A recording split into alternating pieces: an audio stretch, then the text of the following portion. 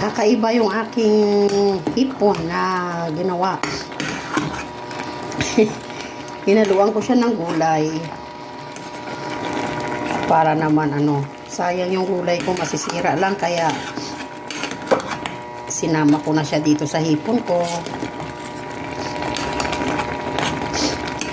Yan, optional lang guys kung ano ang gusto nyong ihalo sa inyong hipon. Ito ay hinalo ko sa hipon ko dahil sayang ang gulay ko, masisira lang guys. Enough ko na lang yung gulay kasi para hindi siya magtagal.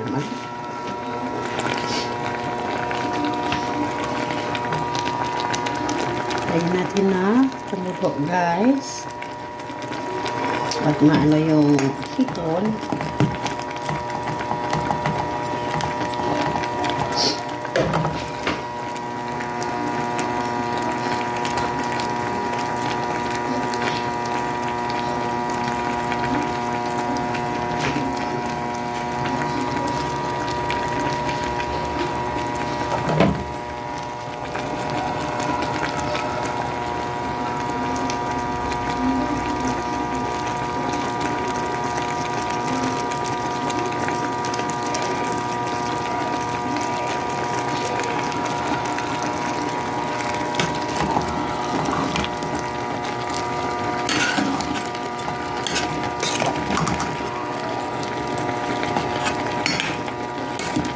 Konti na lang guys. 1 minute. 5 minutes. May tawad.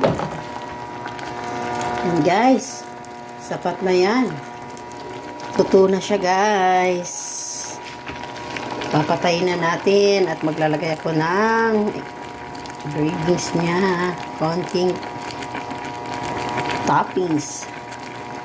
Ang last touch guys. Siya ay sibuyas. Iba guys.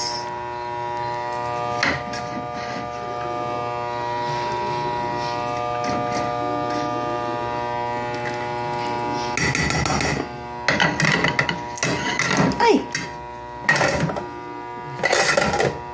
Yan. Tara guys. Kain na tayo. Bye bye guys. God bless. See you in my next vlog.